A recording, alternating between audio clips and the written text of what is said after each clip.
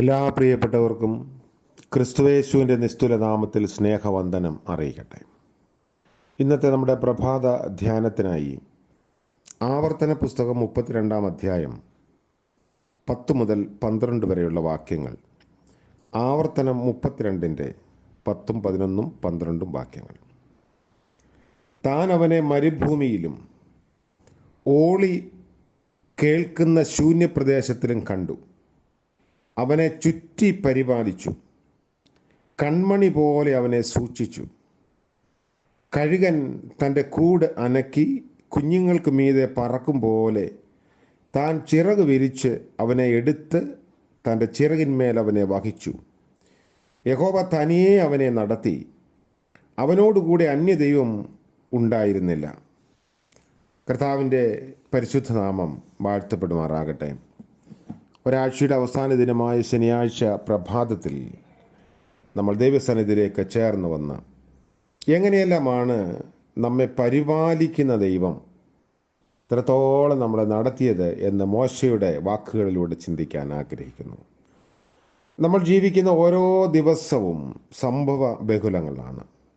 പ്രശ്നങ്ങൾ, ഭീതിയുടെ നിമിഷങ്ങൾ, ആശങ്ക നിറഞ്ഞ സമയങ്ങൾ, രോഗങ്ങൾ, പ്രതികൂലങ്ങളുടെ കൊടുങ്കാറ്റുകൾ, ഇവയെല്ലാം ധാരാളമായി ഒരു വിശ്വാസിക്ക് നേരെ അടിക്കുന്ന കാലഘട്ടം. എങ്കിലും ഇതിൽ കൂടെ ദൈവം നമ്മെ അത്ഭുതകരമായി നടത്തുന്നു. യഹോവയെ വാഴ്ത്തുന്ന ഒരു ഹൃദയം ദൈവം നമുക്ക് ഈ ദിവസങ്ങളിലും നൽകിക്കൊണ്ടിരിക്കുന്നു. 40 വർഷക്കാലം അത്ഭുതകരമായി നടത്തിയതിനെക്കുറിച്ചുള്ള മോശയുടെ സാക്ഷ്യമാണ് നമ്മൾ വേദഭാഗമായി വായിച്ചത്. ഒന്നാമതായി പറയുന്നു, ദൈവം അവനെ ശൂന്യപ്രദേശത്തിൽ കണ്ടു. 10-ാമത്തെ വാക്യം. ദൈവം ഇസ്രായേലിനെ കണ്ടു. പെരുപ്പവും വലിപ്പവും കൊണ്ടല്ല കണ്ടത്, അവൻ്റെ കരുണയുടെയും സ്നേഹത്തിൻ്റെയും കണ്ണുകൾ കൊണ്ട് അവൻ കണ്ടു. അവരുടെ കഷ്ടത കണ്ടു നമ്മയും ദൈവം കണ്ടു. ഇംഗ്ലീഷ് ഭാഷയിൽ കണ്ടുപിടിച്ചു എന്ന വാക്കാണ് ആവർത്തനം 32-10 ഉപയോഗിച്ചിരിക്കുന്നത്. സാധ്യതയില്ലാത്ത ശൂന്യപ്രദേശങ്ങളിൽ ദൈവം നമ്മയും കണ്ടു. കരുവേലകത്തിൻ്റെ ചുവട്ടിൽ ഭീരുവായി ഗോതമ്പ് മെതിക്കുന്ന ഗിദയോനെ പരാക്രമശാലിയായി ദൈവം കണ്ടു. ഇശായിയുടെ ഭവനത്തിൽ ആട്ടിടയനായ ബാലനായ ദാവീദിനെ ദൈവം രാജാവായി കണ്ടു. തോൽവിയടഞ്ഞ ശിമോൻ പത്രോസിനെ ക്രിസ്തു കണ്ടത് മനുഷ്യരെ പിടിക്കുന്നവനായിട്ടാണ്. ഉപദ്രവിയായ ശൗലിനെ ജാതികളുടെ നടുവിൽ ഉപയോഗപ്പെടുന്ന പാത്രമായി ദൈവം കണ്ടു. ഈ ദൈവം നമ്മയും നമ്മുടെ വിവിധ ജീവിത സാഹചര്യങ്ങളെയും കണ്ടു. രണ്ടാമതവിടെ പറയുന്നു, ചുറ്റി പരിപാലിച്ചു. 32-ന്റെ 10-ാം വാക്യത്തിൻ്റെ അവസാന ഭാഗം. കൊടുങ്കാറ്റുകളുടെയും അത്യുഷ്ണത്തിൻ്റെയും ശൈത്യത്തിൻ്റെയും എല്ലാം നടുവിൽ ഇസ്രായേൽ ജനത്തെ ദൈവം കാത്ത് പരിപാലിച്ചു. ഭക്ഷിക്കാൻ ആഹാരവും കുടിപ്പാൻ വെള്ളവും ദൈവം അതിശയകരമായ രീതിയിൽ അവർക്ക് നൽകി. പിതാക്കന്മാർ അറിയാത്ത മന്നയും തീക്കൽ പാറയിൽ നിന്ന് വെള്ളവും ദൈവം അവർക്ക് നൽകി. അവൻ അവർക്കായി കരുതി. നമ്മുടെയും അനുഭവം ഇതുതന്നെയാണ്. നമ്മൾ അറിയാത്ത വഴികളിൽ കൂടി ദൈവം നമ്മെ നടത്തിയപ്പോൾ അതിശയകരമായി ദൈവം നമുക്ക് വേണ്ടി കരുതി. നമ്മുടെ വഴിയായി അപ്പവും ഇറച്ചിയുമായി മലങ്കാക്കകൾ പറന്നു. സാരാഫത്തിലെ വിധവയെ ഒരുക്കി അവൻ നമുക്ക് വേണ്ടി കരുതുന്നവനാണ്. ആ വാഗ്ദത്തം ആവശ്യഭാരങ്ങളുടെ നടുവിൽ മനസ്സിലാക്കാൻ ദൈവം നമ്മെ സഹായിച്ചു. അസാധ്യമെന്ന് നമ്മൾ കരുതിയ നാളുകളിലൊക്കെ ദൈവം നമ്മോട് പറഞ്ഞു, ശക്തനാക്കുന്ന ബലം പകരുന്ന ദൈവം, അല്ലെങ്കിൽ ഞാൻ നിങ്ങളോട് കൂടെയുണ്ട്. മൂന്നാമത്, കൺമണി പോലെ സൂക്ഷിച്ചു എന്ന് പറയുന്നു. കൺമണി എന്ന് പറഞ്ഞാൽ കണ്ണിൻ്റെ കൃഷ്ണമണിയാണ്. പോരാട്ടങ്ങളുടെയും അനർത്ഥങ്ങളുടെയും നടുവിൽ ദൈവം നമ്മെ രക്ഷിച്ചു. അഗ്നിസർപ്പവും തേളും വെള്ളമില്ലാത്ത വരൾച്ചയുമുള്ള ഊഷര ഭൂമിയിൽ ദൈവം നമ്മളെ സൂക്ഷിച്ചു. സൂക്ഷിപ്പാൻ അവൻ ശക്തനായിരുന്നു. തിമോഥെയോസിന് എഴുതിയ 2-ാം ലേഖനം 1-ാം അധ്യായത്തിൻ്റെ 22-ാം വാക്യത്തിൽ പൗലോസ് അത് എടുത്തു പറയുന്നു. കൺമണി എങ്ങനെ സൂക്ഷിക്കപ്പെടുമോ അതുപോലെ തന്നെ ദൈവം തൻ്റെ ജനത്തെ സൂക്ഷിക്കുന്നു. പത്രോസ് അപ്പോസ്തലൻ തൻ്റെ ലേഖനം എഴുതിയപ്പോൾ ഇങ്ങനെ എഴുതി: ദൈവാത്മശക്തിയാൽ കാക്കപ്പെടുന്ന നാം. നമ്മെ കാക്കുവാൻ മതിയായതാണ് ദൈവകരങ്ങളുടെ ശക്തി, ദൈവവചനത്തിൻ്റെ ശക്തി, പുനരുത്ഥാനത്തിൻ്റെ ശക്തി. അകത്തും പുറത്തുമുള്ള പോരാട്ടങ്ങളുടെ നടുവിൽ നമ്മെ സൂക്ഷിപ്പാൻ മതിയായതാണ്. മാനുഷിക കണ്ണുകൾ ചുറ്റും വളയുന്ന ശത്രു സൈന്യത്തെ കാണുമ്പോൾ പ്രകാശിക്കപ്പെട്ട ആത്മീയ കണ്ണുകൾ ചുറ്റും കാവൽ നിൽക്കുന്ന ദൈവിക സൈന്യത്തെ കാണുന്നു. വീഴാത്ത വിധം നമ്മെ സൂക്ഷിപ്പാൻ, അഥവാ വീണ് തകർന്നു പോകാൻ സമ്മതിക്കാത്ത ദൈവം ഒരു കൺമണി പോലെ നമ്മളെ കരുതി സൂക്ഷിച്ചു. മറ്റൊന്ന്, അവൻ കൂട് അനക്കി പറക്കാൻ നമ്മെ പഠിപ്പിച്ചു. ഇതൊരു വലിയ സാദൃശ്യമാണ്.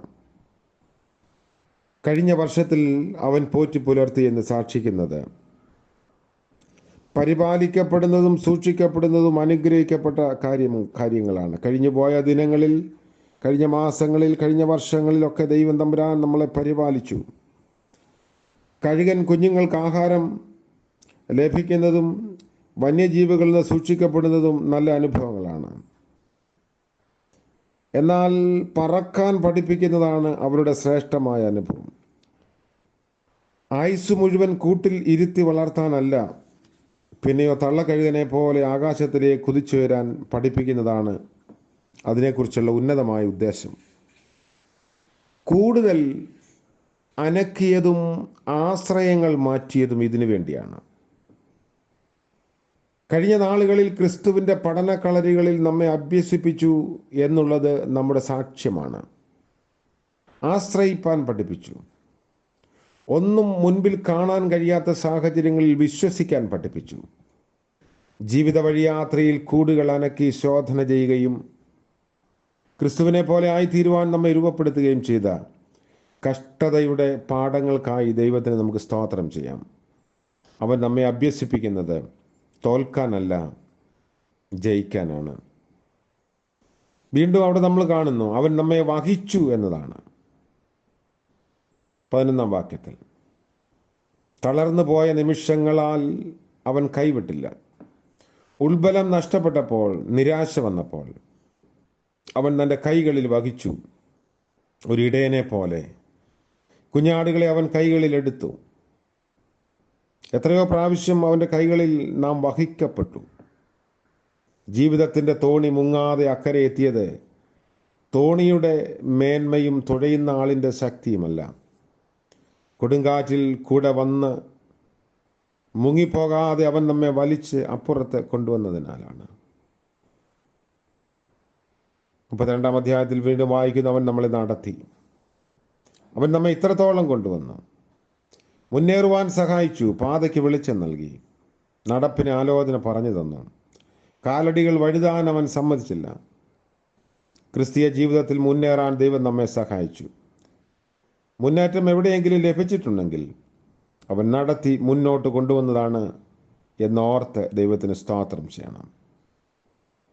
യഹോവ തന്നെ നടത്തി എന്ന് എടുത്തു പറയുന്നു. അന്യദൈവങ്ങളല്ല, യഹോവ തന്നെ അവനെ നടത്തി. മരുഭൂമിയിൽ പാർത്ത ഇസ്രായേൽ ജനത്തിനെ നോക്കി ബിലയാം പറഞ്ഞു, അവൻ്റെ ദൈവമായ യഹോവ അവനോട് കൂടെ. സംഖ്യാപുസ്തകം 23-ാം അധ്യായത്തിൽ. ഇത് ക്രിസ്തുമസിൻ്റെ സന്ദേശമാണ്.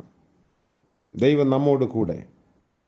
എന്നാൽ ദൈവമക്കൾക്ക് ഇത് ക്രിസ്തുമസ് കാല അനുഭവം മാത്രമല്ല, ആണ്ടിൻ്റെ ആരംഭം മുതൽ അവസാനം വരെ ഉറക്കം തൂങ്ങാതെ തക്ക തുണയായി, വഴികാട്ടിയായി നമ്മോട് കൂടെയിരുന്നു. ഈ ചിന്ത നമ്മെ ധൈര്യപ്പെടുത്തട്ടെ. ഇതുവരെ നടത്തിയവൻ ഇനിയും നടത്താൻ മതിയായവനാണ്.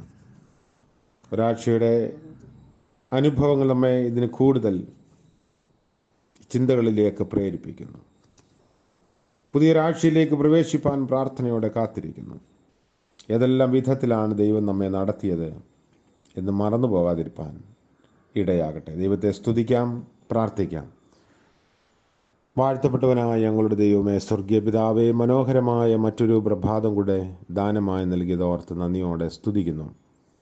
ഒരാഴ്ചയുടെ അവസാന ദിനമായ ശനിയാഴ്ച പ്രഭാതത്തിൽ അവിടുത്തെ തിരുമുഖത്തേക്ക് നോക്കുവാൻ ഞങ്ങൾക്ക് നൽകിയ ഭാഗ്യത്തിനായി സ്തോത്രം. കഴിഞ്ഞ ഒരാഴ്ചയിൽ കൺമണി പോലെ അവിടെ ഞങ്ങളെ കാത്തു, വീണുപോകാതെ തകർന്നു പോകാതെ താങ്ങിയ ദൈവത്തിന് സ്തോത്രം ചെയ്യുന്നു. ലഭിച്ച നന്മകളെ ഓർത്ത് കൂടുതൽ പ്രതീക്ഷകളോടെ പുതിയ ആഴ്ചയിലേക്ക് പ്രവേശിപ്പാൻ ഞങ്ങളെ സഹായിക്കണമേ.